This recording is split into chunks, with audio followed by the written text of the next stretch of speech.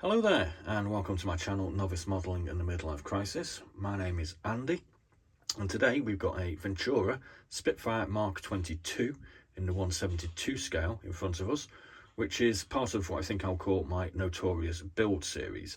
Now this kit was actually built in March, so that's about 6 months ago, when I was going through what I called my dirty dozen phase, where I was literally throwing kits together in as quick a time as possible, normally sort of 15 to 20 minutes, just so as I could get some kits on my bench, so as I could practice painting, because that was what I considered to be the hardest part of putting a model together. That's what I thought until I found this particular beauty. Now, a lot of these kits that I built was actually sort of around about the £10 mark, so I consider them to be sort of rather inexpensive, and I hate to say, but almost throwaway kits. When I inspected this one, I had a bit of a laugh at it, because if you're unfamiliar with Ventura kits made by the great Malcolm Reynolds in New Zealand in the 90s, they're really kind of weird and kind of basic, but incredibly difficult at the same time. So I'll show you another one that I've got. I've actually got about 10 of these at the moment. And maybe then you'll understand why this turned into such a bit of a nightmare build. So, I mean, this is another kit that I have. This is the Ventura Spitfire HF Mark 7, which is a stablemate of this. And as you can see by the actual sprues, what you get is a really thick, hard plastic with lots of congealed residue from the injection molding process. A lot of the mounting points on, particularly things like the propellers and the undercarriage, are incredibly big and hard to get off. And sometimes the as you can see here, the mounting point actually protrudes into the part you're trying to get off. I mean, it's quite obvious here on this part of the fuselage and at the rear. So they do take a lot of care in getting them off. I mean, look at those tailplanes are just fused to the sprue. So they're incredibly difficult to deal with, and the end result is pretty much just a pretty basic Spitfire. But when you actually look into these things, which I did subsequently do, because I was quite rightly rounded on by a whole bunch of people who think that these things are awesome, is that the finer detail on like the panel lines, etc., are really, really nice. You know, the overall sort of appearance of the fuselage, and particularly the wings as well. I mean, look at the interesting sort of shape on this wing here. These are all sort of very, very sort of highly engineered and well thought out kits that represent that particular example of the Spitfire. So they're really, really sort of interesting and nice. And this is why I actually have about 15 of these now. But when I built this was only like the sort of fourth or maybe the fifth kit I built. You can kind of understand my frustration when I got this out of the packet. Now, I decided to basically just throw this together in the customary style that I was doing at the time. And what we ended up was a right bloody dog's dinner. So we'll pull it out in a second and we can have a look at it. But this is part of also an experiment that I actually have sort of completed a while ago, actually. But it was waiting to have the decals put on, where I decided that I wanted to try my different types of Vallejo varnish. So I've got satin, matte and gloss, because being a novice I don't really know what the difference in appearance would be. So we built a couple more Mark 22 Spitfires, which are also up, which are the testers and the Hawk, and we've done them all in the different varnishes just to see what the difference is. There's a video up explaining all this nonsense as well. So this one's been done in matte varnish. The painting has been done in XF82 Ocean Grey 2. The dark green is XF81, and the grey undersurface is medium sea grey 2 RAF. So yeah, let's have a look at this bit of a thing, because this is really just a completed build now. So we'll take it off this little stand, which came with a vintage Tamiya, and as we can see, I've made a bit of a dog's dinner with these roundels, but because the little red dots are put in, you have to put them on top. I kind of left them. I could have fixed them, but I kind of thought it looked kind of amusing, as this is kind of an amusing kit at the end of the day when I built it.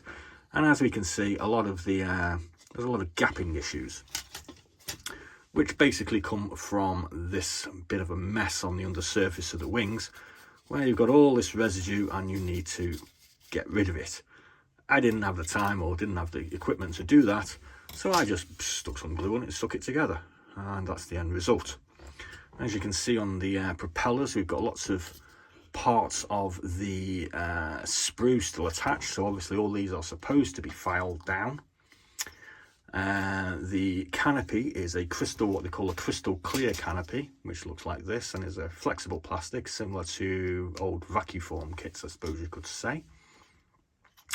There aren't really very good mounting points for anything, and it's all sort of free floating on this sort of engine housing here, so we didn't do a very good job of it. But we were doing this kind of as a bit of a joke at the end of the day and a bit of a laugh. Like I said previously, I did get sort of attacked by some modelers with slightly more skills than mine, and they told me that, you know, they were sort of offended by this. And so consequently, I actually decided to go out and buy a few more. So like we said, we've seen that one. I also have a Spitfire Mark 9C. I have an Australian Mark 8. I have a Mark 18. I have a Mark 14E. And I have about another 6 of these in a box somewhere as well. I found these kits kind of fascinating, and apparently they are generally loosely referred to as sort of garage kits because of their interesting quality, shall we say. And there's a couple of other manufacturers that you can get. You can get them from Tasman. This is a CA12 Boomerang, and this is very similar in its construction techniques and lack of sort of quality, I suppose you could say. But I mean, these were kits that were going flying around at the sort of 90s, and a lot of these were rare and interesting Spitfires that nobody else was doing. So if you wanted one of these, this was kind of where you went.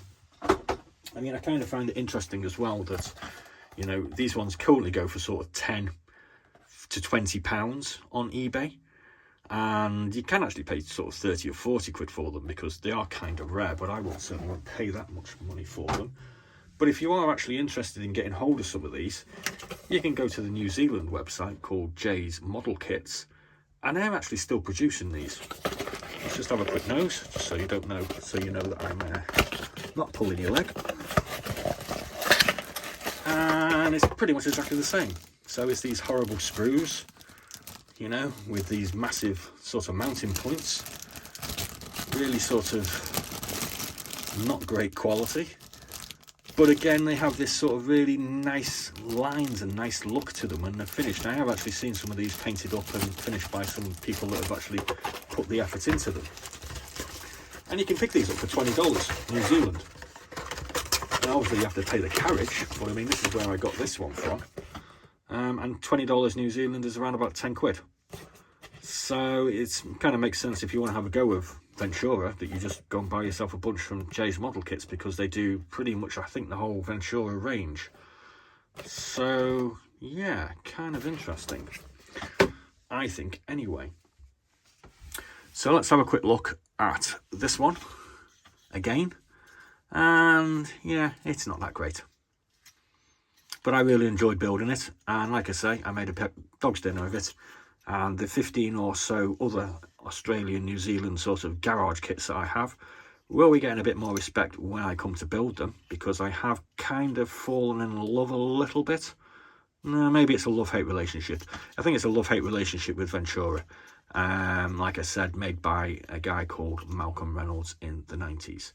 So please do like and subscribe, and in the future we'll be putting some of these on the bench. 4 or 5 of them maybe, and I think what I'll do is I'll be letting you pick which one we build, because it's just a Spitfire or a Seafire. They do a lot of Seafires, which I've got as well, and we'll try and build one of these in maybe a few weeks or a month or so, and hopefully we'll get something a hell of a lot better than this nasty looking piece of junk.